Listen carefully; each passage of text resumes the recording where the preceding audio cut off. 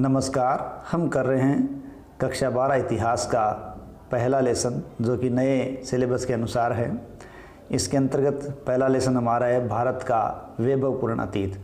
उसके अंतर्गत हमने पहला पार्ट पढ़ा है। उसके अंदर हमने भारतीय इतिहास की जानकारी के स्रोतों के रूप में धार्मिक साहित्य को पढ़ा है और धार्मिक साहित्य के अंतर्गत हमने ब्राह्मण, बौद्ध, जैन धर्म का साहित्य पढ़ा है। और आज के पार्ट के अंदर हम पढ़ेंगे धर्मेतर साहित्य, यानी धर्म से इतर जो साहित्य लिखा गया है, अलग लिखा गया, वो साहित्य धर्मेतर साहित्य के अंतर्गत आता है। ठीक है। और इसके अंतर्गत ऐतिहासिक ग्रंथ, विशुद्ध ऐतिहासिक ग्रंथ, क्षत्रिय साहित्य और इसमें आता है विदेशी यात्रियों के विवरण। इनके साथ हम इस पार्ट के बारे में बात करेंगे। और अगला हमारा जो पार्ट है वंशावलियाँ, पुरातात्विक और पुरालेखीय स्रोत से संबंधित होगा। ठीक है। तो भारत का वैभवपूर्ण अतीत का हमारा ये धर्मेतर साहित्य है। देखिए, इन धर्मेतर साहित्यों के अंदर सबसे पहला हमारा है ऐतिहासिक ग्रंथ। ऐतिहासिक ग्रंथों के अंतर्गत देखिए कल्हण की राजतरंगिणी, अलग अलग आप इस प्रकार लिख के याद करोगे तो बहुत अच्छी तरह से याद रहेगा। ये कल्हण की राजतरंगिणी जो 1150 ईस्वी की लगभग रचना है, जिसमें प्राचीन काल से लेकर 12वीं शताब्दी तक का कश्मीर का इतिहास वर्णन है। बहुत ही बढ़िया प्रश्न इतिहास का ये कि कल्हण की राजतरंगिणी कहाँ का इतिहास है, तो वो कश्मीर का राज इतिहास है। ठीक है। और इसके अलावा हम देखें तो ऐतिहासिक ग्रंथों के अंदर कौटिल्य का अर्थशास्त्र है। कौटिल्य का नाम विष्णुगुप्त, ठीक है, और चाणक्य भी आता है। ठीक है। मूल नाम विष्णुगुप्त बताया जाता है। तो उसकी रचना है अर्थशास्त्र। देखिए, अर्थशास्त्र में मौर्य काल की जानकारी उपलब्ध कराता है। मूल रूप से अर्थशास्त्र है, उसका विषय राजनीति विज्ञान है। ठीक है। इसमें राजनीतिक प्रबंध, अर्थशास्त्र, सामाजिक और धार्मिक जीवन के अनेक पहलुओं पर प्रकाश डाला गया है, जिसमें मौर्य काल की जानकारी हमें प्राप्त होती है।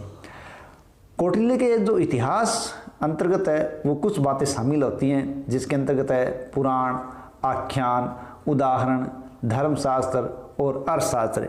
इन सब का कौटिल्य के इतिहास के अंतर्गत समावेश है। इसी प्रकार हमें ऐतिहासिक ग्रंथों के रूप में कई शासकों का जीवन वृत्तांत भी देखने को मिलता है और ये जीवन चरित्र के रूप में लिखी गई है, जिसमें उसमें तात्कालिक शास्य की जानकारी हमें अच्छी प्रकार से मिलती है। तो जीवन चरित्र के अंदर हम देखें तो किन किन का जीवन चरित्र इतिहास में अपना मायने रखता है। उसमें है बाण भट्ट की रचना हर्ष चरित्र, जो हर्ष के बारे में जानकारी देती है। वाकपति मुंज की रचना है घोड़वो। ठीक है। विल्हण की रचना है विक्रमांक देवचरित। जय सिंह की रचना है कुमारपाल चरित। नयनचंद्र की रचना है हमीर महाकाव्य। पद्मगुप्त की रचना है नवसहस्रांक चरित और बल्लाल की रचना है भोज चरित और जयानक की रचना है पृथ्वीराज विजय।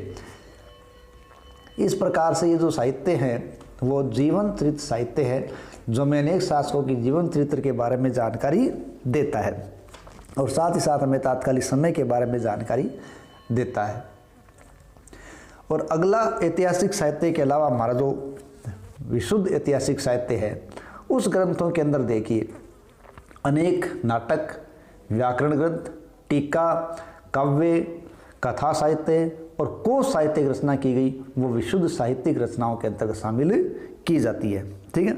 और वो भी उस समय के शासकों की सामाजिक, आर्थिक आदि जीवन की जानकारी उपलब्ध करवाते हैं। देखिए, ध्यान रखें, इतिहास के जो कोई भी स्रोत है उससे हमें तात्कालिक समय की सामाजिक, आर्थिक, राजनीतिक, सांस्कृतिक दृष्टि की जानकारी मिलती है। तो विशुद्ध साहित्यिक ग्रंथों के अंतर्गत हम देखें कौन कौन से ग्रंथ हैं, तो उनके अंतर्गत है पाणिनि की अष्टाध्यायी, पतंजलि का महाभाष्य, कालिदास का मालविका अग्निमित्रम, विशाखदत्त की रचना मुद्रा राक्षस, शूद्रक का मृच्छकटिकम, मेघातिथि की मिताक्षरा, कामंदक का नीतिसार और गार्गी संहिता। ठीक है। ये कुछ विशुद्ध साहित्यिक ग्रंथ है जो ऐतिहासिक दृष्टि से बहुत ही महत्वपूर्ण है।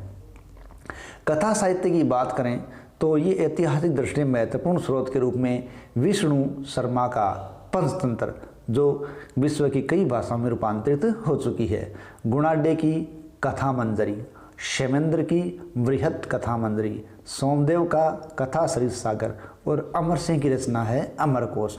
ये कथा साहित्य के अंदर अपना एक अलग स्थान रखती है।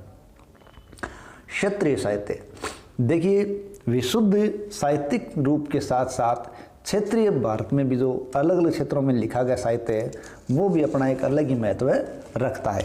इन क्षेत्रीय साहित्यों के अंदर हम बात करें तो क्षेत्रीय साहित्यों में प्रचुर मात्रा में हमें ऐतिहासिक सामग्री मिलती है। ठीक है, अब क्षेत्रीय साहित्यों के अंदर प्राचीन तमिल साहित्य है वो संगम कहलाया। तमिल साहित्य क्या कहलाता है? संगम।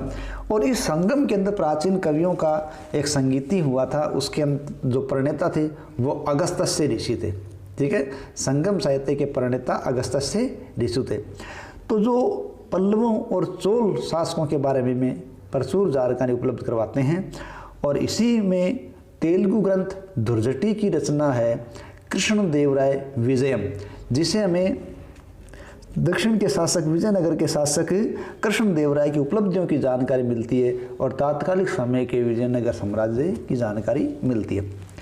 तो इन्हीं क्षेत्रीय साहित्यों के अंदर हम देखें तो राजस्थानी भाषा के भी कई क्षेत्रीय साहित्य हैं जिनके अंदर चंद्रबरदाई की रचना है पृथ्वीराज विजय, जो हमें पृथ्वीराज की जानकारी उपलब्ध कराती है। इसी प्रकार पद्मनाभ की रचना कान्नड़ देव प्रबंध में कान्नड़ देव के बारे में जानकारी मिलती है। बिट्टू सुजो की रचना है राव जेठ सिरोचन जो बीकानेर के संदर्भ में है। सूर्यमल मिश्रण की रचना है वंश भास्कर जो बूंदी के राम सिंह के कवि थे। मोहनोत नैणसी की रचना है ऋणसी ज्ञात जो मारवाड़ के बारे में जानकारी उपलब्ध कराती है। और इसी प्रकार बांकीदास की है बांकीदास रिख्या जो भी मारवाड़ जोधपुर के बारे में जानकारी उपलब्ध कराती है। इस प्रकार से क्षेत्रीय साहित्य भी अपना इतिहास में अपना अलग महत्व रखता है। विदेशी साहित्य या विदेशी विवरण, ठीक है, तो इसी में कड़ी के अंदर हम देखते हैं विदेशी साहित्य या विदेशियों का विवरण। देखो, भारत की सांस्कृतिक और आर्थिक दृष्टि ने विश्व के अन्य देशों को हमेशा अपनी ओर आकर्षित किया है और भारत का विश्व के अनेक देशों से प्राचीन काल से ही व्यापारिक संबंध रहा है। इसके अलावा भारत का धर्म और दर्शन का ज्ञान है, उसने भी विश्व को अपनी ओर आकर्षित किया और इस ज्ञान को प्राप्त करने के लिए, इसके बारे में जानने के लिए अनेक विद्वानों का भारत की तरफ आगमन हुआ है। ठीक है, और इन लोगों के विवरण से भी हमें भारत के उस समय की आवश्यकता या आवश्यक जानकारी प्राप्त होती है। लेकिन हमें इन साधनों का विवरणों का अध्ययन करने से पहले अधिक सावधानी की आवश्यकता होती है। क्यों? क्योंकि विदेशी है जिनको भारत को देखने का नज़रिया भी अपना विदेशी था। तो चलिए, इसमें पहला है यूनानी साहित्य। तो यूनानी साहित्यों के अंतर्गत हम सबसे पहले ये देखें कि कौन कौन से यूनानी लेखक हैं जो यहाँ आए हुए हैं। ठीक है, तो यूनानी लेखकों के अंदर हम देखें, यूनानी लेखक में टेसियस, हेरोडोटस, नियार्कस, एरिस्टोबुलस, ओनिसिक्रीट्स, स्ट्रेबो, एरियन, स्काइलेक्स। ठीक है, ये प्रमुख यूनानी लेखक हुए हैं जिनका भारत भ्रमण में आना हुआ है। ठीक है, और उन्होंने अपनी रचनाओं के अंदर कुछ न कुछ भारत के इतिहास के बारे में, भारत की जानकारी लिखी है। यूनानियों की प्रमुख रचनाओं के अंदर हम बात करें तो उसमें शामिल है मेगस्थनीज की इंडिका, जो मौर्यकालीन इतिहास को जानने का एक बहुत ही उत्तम स्रोत है। कौन सी रचना है? मेगस्थनीज की इंडिका, जो चंद्रगुप्त मौर्य के दरबार में आकर रहे थे। ठीक है, टोलमी का भूगोल, प्लिनी दी एल्डर की रचना है नेचुरल हिस्ट्री, एरिस्टोबुलस की रचना है हिस्ट्री ऑफ द वॉर और स्ट्रेबो का भूगोल, और किसी अज्ञात की एक रचना है पेरिप्लस ऑफ द एरिथ्रियन सी।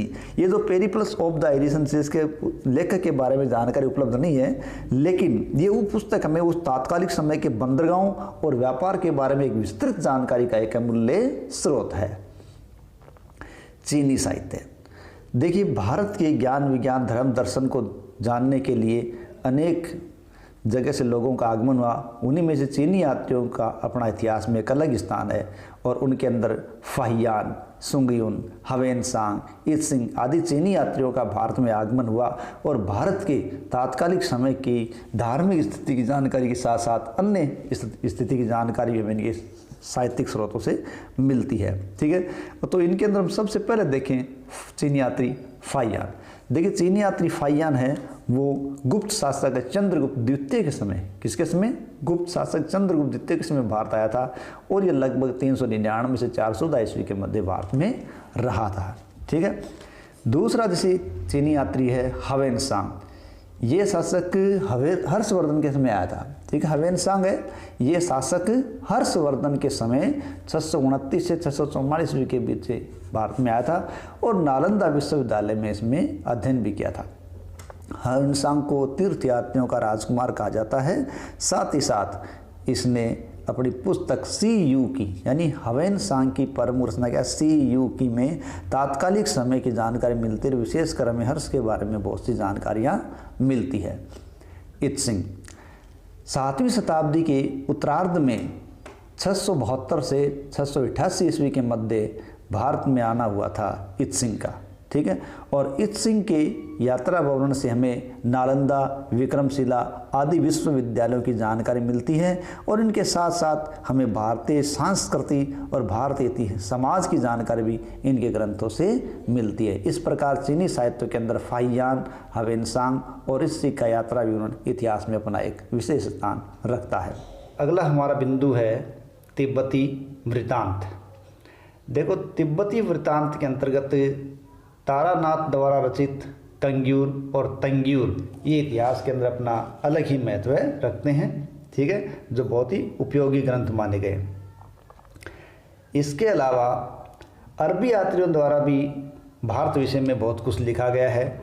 इनमें अरबी यात्री है अल मसूदी, जिसकी प्रमुख रचना है मिडास ऑफ गोल्ड। और अरबी यात्री अल मसूदी की रचना मिडास ऑफ गोल्ड से हमें भारत के विषय में पर्याप्त जानकारी मिलती है। इसी प्रकार सुलेमान नबी की रचना है सिलसिला उत तवारीख। तो सिलसिला उत तवारीख से भी हमें उस समय के प्रतिहार शासकों के समाज और इतिहास के बारे में जानकारी मिलती है। अल बरूनी की रचना है तहकीक हिंद। देखिए, अल बरूनी है वो भारत के अंदर आया, उसने यहाँ भारतीय भाषा संस्कृत सीखी और यहाँ के उसने ग्रंथों को पढ़ा। उसके बाद उसने अपनी पुस्तक है वो तारीख हिंद की रचना की थी। इसलिए ये अलग मतलब अपना इतिहास में स्थान रखने वाला व्यक्ति हुआ है अल बरूनी, ठीक है। और उसने लगभग 11वीं शताब्दी के आसपास का इतिहास लिखा है। अली अहमद की रचना है चचनामा, जिसमें हमें सिंध के बारे में पर्याप्त जानकारी मिलती है, ठीक है। तो इस प्रकार हम कह सकते हैं कि इतिहास की जानकारी के बहुत से स्रोतों के अंतर्गत अपना अपना अलग अलग महत्व है और हम धर्म साहित्य के अलावा धर्मेतर साहित्य से भी बहुत सी जानकारी प्राप्त कर सकते हैं, ठीक है। अगले हमारे पार्ट के अंदर हम इतिहास के स्रोत के रूप में वंशावलियाँ और पुरातात्विक और पुरालेखीय स्रोतों का अध्ययन करेंगे। धन्यवाद।